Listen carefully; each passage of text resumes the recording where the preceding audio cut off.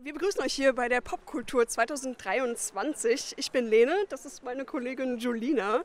Und auch in diesem Jahr sind wir von ALEX Berlin wieder als offizieller Medienpartner mit dabei und übertragen ausgewählte Talks und vor allem das Pop-Kultur-Nachwuchsprogramm live im Fernsehen und bei uns auf der Webseite im Stream. Und wenn ihr Behind-the-Scenes-Material sehen wollt, dann schaut doch mal auf Instagram vorbei bei @alex-berlin_de. Gerade eben habt ihr hier im Franz-Biergarten schon die Popkultur-Nachwuchskünstlerin Sophie gesehen. Die ist morgen bei uns auch um 20:40 Uhr hier im Interview. Jetzt ist aber erstmal die experimentelle Künstlerin Tami T aus Schweden bei uns. Herzlich willkommen. How does it feel to be back in Berlin? I feel really good to be here. It's always a really fun place to play in. I have really sweet fans here, it seems like.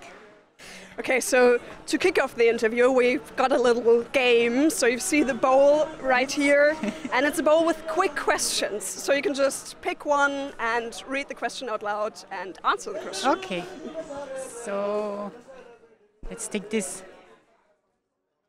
Favorite line from your own songs? Oh, that's from my own songs. Oh, I don't have that's super hard to say.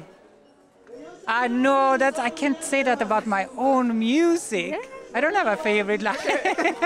Do you like everyone? But I mean, it's all my songs are like my own children in a way. I can't have a favorite child. But then also in a way it would be like, no, it's too self-centered. I don't have a sorry. That's okay. Or maybe there's some line I stole from somewhere else I could say. Oh yeah, there's one. Do you know a kind of bad skate punk band called NoFX? No, I didn't know. They made a song where they're singing "She gives me love, I give her drugs," and I kind of took that line in my song "Strong Hands," but I'm singing "He gave me drugs, I gave him love." So maybe that's one. I can say that's my favorite because someone else came up with it. Perfect. Would you like to pick another one? Yes, it was fun. What is the perfect time and place to listen to your music? I don't know. I like listening when going for walks and stuff.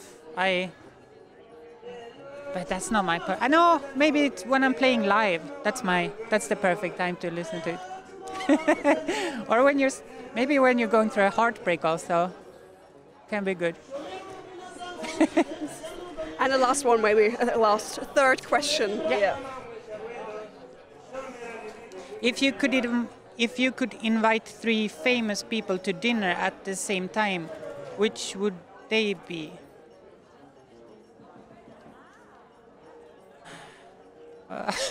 This is super fun. I mean, I would take musicians. Maybe it's easier to come up with. Do you know an artist named Dental? He's the producer of him. I like his music anyway. Oh my god, it's so hard. So he's the first one? Yeah. Also, Empress of, who was playing here yesterday. I love their production so much. Also, then another producer. And Don Diablo, someone who makes like super kind of like EDM music, who I also love. And I just took 3 producers I love a lot, maybe. But yeah, those ones. So thank you for the answer. How would you describe your music? I usually just call it pop music, electronic pop music. Yeah. Okay, I've heard that you once described your music as commercial shit music. What do you mean by that? I mean, I'm inspired by like commercial shit music, like what's his name? The French kind of like super mainstream EDM guy. What's his name? He made like Titanium. Oh, David Guetta? Yeah, David Guetta. Yeah. Like, he's one of my biggest influences. have you heard the song "Sexy Bitch"? Do you Yeah. know it? Yeah. That's like, I don't know. It's so bad, but it's so good, and it's so like stupid, simple, and so catchy, and then it's so bad. But I don't know. It's something magical about the like pop music that it's so direct that even something so stupid can be so good. That Yeah, I know what you mean. I don't know. So like I always, it happens quite often that people like when they ask about like, oh, do you know this producer or this producer, and it's always like I have no idea who they're talking about because it's usually good producers. But I listen to a lot of like shit music. It's my favorite type of music. So, what are your songs about?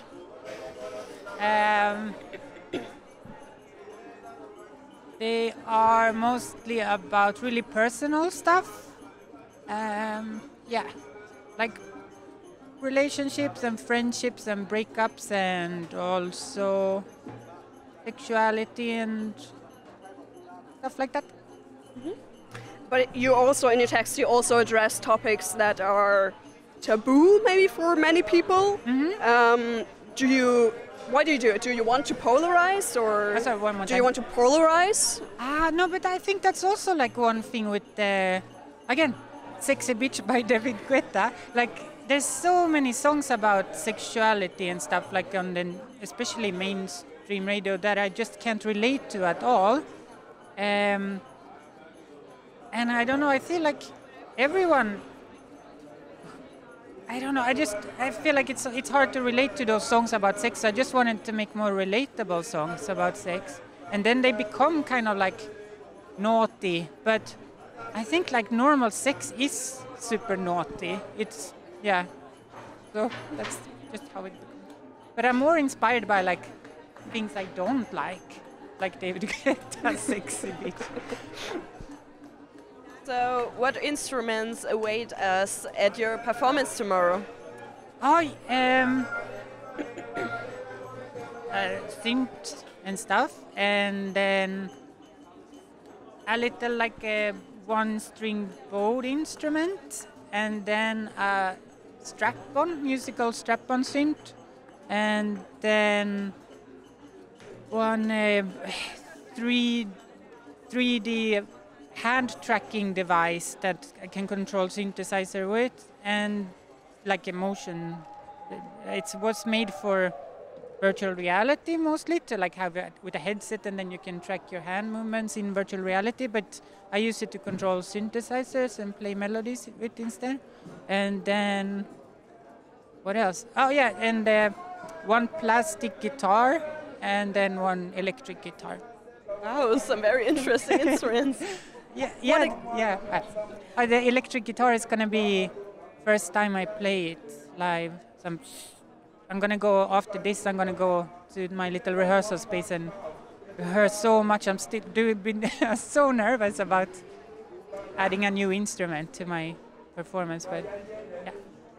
You just said a musical strap-on. Yeah. What is a musical strap-on? It started with maybe 10 years ago. I was making music for a dance performance where a dancer was dancing on the floor, and I was using contact microphones on the floor, and then I was processing that sound. It's a really not so interesting sound of a dancer like bonking into the floor, but then it was so fun to process this really boring sound and to make it something musical and rhythmical. And so I was thinking for quite a long time how I could use the same technology, but for myself when I was traveling and performing, because I can't like put contact microphones on every floor I come to when I perform. So I was thinking like, is there interesting way to make a really boring sound, like percussive sound, but that I can then process more interestingly. And so I thought like, kind of funny with a strap-on that has contact microphones in it, and then depending on how I'm drumming on it or touching it, it makes kind of beautiful sounds because of how I process the sound afterwards. And you also DIY a lot of your instruments, is that correct? Like Yeah. build them or? You can't order Yeah. musical strap-on, so yeah, I made it myself. Yeah. Yeah. So, and how do you produce your music with those instruments? You mean like for live performance or? No, for in a studio. Oh, sorry. How I create the instrument? Yeah. Oh, sorry. Yeah, I always been super interested in like electronics and stuff, and I think I got my first soldering iron when I was 12 or something. So I have everything at home that I need to build stuff. But yeah, the strap-on is actually it's like a steel pipe from the beginning that I bought at from like a hardware store. It's actually made it was supposed to be like a leg on a kitchen furniture, like one of those metal legs. That's what I started with, and then I had to drill lots of holes and put electronics inside and stuff. But it's impressive. I've been playing on it for like 8 years, and it's still holding up so long, even though I'm banging super hard on it. And yeah. And at the beginning, you just try what sounds good, and then. Yeah, exactly. And also for everything I use live, there's like 3 failed projects also. Like try things and then it's most often it just doesn't work or but yeah, that's part of the process. You've also performed with the guitar from the video game Guitar Hero? Yeah. Can we see you tomorrow? Yeah, Exactly. Yeah, it's amazing. I was it was here in Berlin actually. I was on my way to Tempelhof to have a beer in the sunset, and then I went into a Späti where they were also selling like some second-hand cell phones and electronics and stuff, and there was this like really complicated Guitar Hero guitar with super many buttons, and so I like googled what it was, and I saw like, oh, you can actually connect it via MIDI to play like synthesizers and stuff. So I bought it for 15 euros, I think it was. So best buy ever. It's super weird to play because it's not like the normal ones. They just have 4 buttons, I think. Yeah. This one has like hundreds of buttons all over the okay. guitar neck. So like 1 per string and 1 per fret also. It's really fun. So it's a bit more complicated than what I used when I was a child and played with like 4 buttons and was like, oh yeah, I'm a musician. Yeah. Yeah. Okay. Let's talk a bit about the music industry maybe. Is there anything that bothers you about the music industry as it is right now? Oh, everything. I'm trying to not be part of the industry so much. Like I don't know. I feel like the more like industry you have to deal with, the more you realize like, oh yeah, there's like no soul in anything. Like I don't have a label, I don't have manager, I try to have as few meetings as possible because I don't know. Every time I get approached also by kind of like record labels and stuff that seem kind of nice, there's always like on the top of every company, there's always some business dude who makes all the money in the end. Like even though you meet like some A&R who's like whatever, queer or woman or whatever, like it's everyone's boss is always a boring business dude who like in the end gonna make money from, I don't know, when you're singing about personal stuff, I feel like it gets more important than like who actually makes money from you in the end. Yeah, I don't like the music industry at all. What would you like to change about the music industry?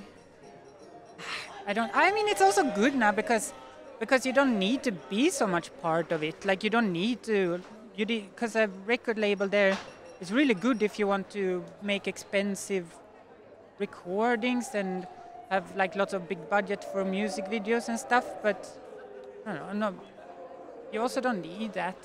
So it's kind of easy to get a laptop and do yourself most of the things. So I also feel like super happy to live in this time because I think, I don't know, 40 years ago it would be so different and you would need all that money from somewhere and then you would need a label and so it's kind of good also now.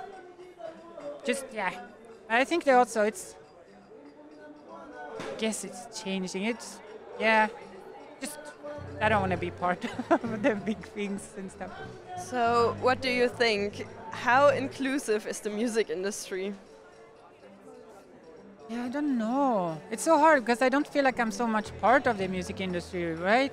I guess on the artist side, I guess it's much better compared to what's going on behind the scenes. Like, I guess for, like, I mean, even if you look at like big artists, I guess a lot of the people who like are the producers and everyone, yeah, working for the labels, and those people are always like the, yeah, it doesn't seem so inclusive, those types of roles, even when it's like the like front person can be, it feels a bit more inclusive who those people are, but I'm not the right person to ask about the music industry so much. But at the same time, I also feel like I get invited to lots of places that are kind of like super queer-friendly events and stuff like that. So I guess it's, I don't know. I mean, there must be a reason why I don't want to be part of it. So maybe it's, I don't love it. Yeah, maybe that's the reason. Yeah. So. You also composed or made music for a film and a series. Can you tell us a bit more about that? How yeah, how I've done for a couple of films Yeah. and stuff, I guess.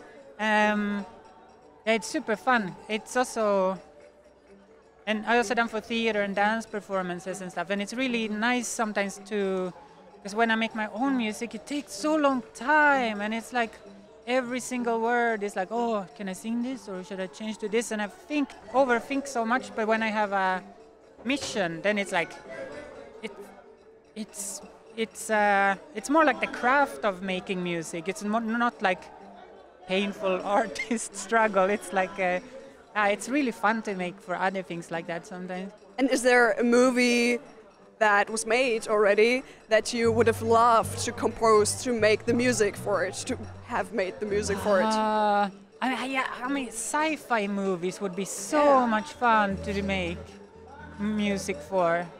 I only done for like dramas and stuff, but sci-fi, that would be the dream.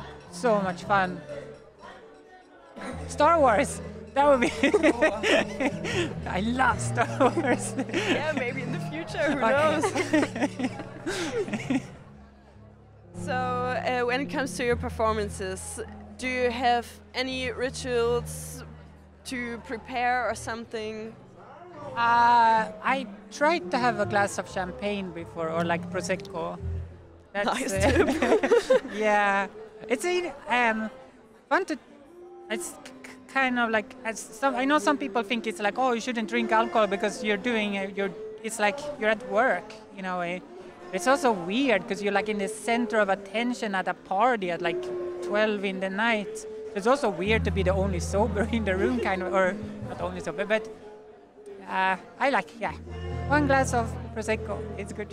And is there anything else? No, I don't think so. I can't really talk with people before a gig. Like the half an hour before, it's like I have a conversation. I can't understand what anyone is saying because I'm just thinking about my performance. So I mostly sit quiet, sipping on my Prosecco, thinking about my lyrics. And how does it feel for you to stand on a stage and perform? Kind of good, but I'm kind of surprised by myself because I don't enjoy being on a stage or that much, but I'm proud of my own songs, and I feel like I don't feel that so much it's about me. I feel like, oh, I'm singing my songs and I'm proud of my music, so yeah, I don't really feel it's about me, so that makes it much easier also for me. And it makes me happy. And do you prefer performing over, I don't know, producing music in your own little studio in your home, at home? Yeah, I don't know. I mean, it's nice like this. Now I'm playing tomorrow, and then I don't think I have a gig for like a month or something. And it's a really nice balance to be, because I know after tomorrow I'm going to be like, oh, so cozy now. I don't have to perform for a long time. And then I'm also looking forward to performing. So I think it's super nice not to perform so often, having lots of time to make improvements on the live performance and stuff in between. I don't think I've been on like touring before, and I didn't enjoy that so much. I like having performing one day and then 1 month off is perfect. So the mix is great. Yeah. And is there an album or anything that we can look forward to? Yeah, I don't know really. That's also because I don't work with anyone, like any label or anything. I don't have to have a plan. So so far I don't know. I'm making a lot of new music, but I don't know when it's gonna be released and in what format also. But I can't say anything. Sorry. Oh, it's okay. And is there a next performance we can look forward to? After this? Yeah? Yeah. After some time to relax. I'm playing in Hamburg. I think it's my next one in October at some event called Transtronica, I think it was called. I'm looking forward to. Sounds nice. Yeah. Okay. I think there's time for another quick question. Yay! Okay. Most beautiful moment this year? Oh, it feels like I had one. I was thinking, these questions are really hard. Most beautiful moment. Oh my God. Sorry, I can't think of anything. Well, did I have a nice gig maybe? I'm sorry, I can't think of any beautiful moment this year. Oh, maybe, yeah. A few weeks ago, I was at a really cozy after party at my friend's place, and we were just eating snacks and hugging for hours. That was really That's cozy. cute. Yeah, That's cute. that was really good. After like being at the, that was my best maybe. Okay. Perfect. Thank you very much, and good luck and have fun for your performance tomorrow. Thank you Yeah. so much.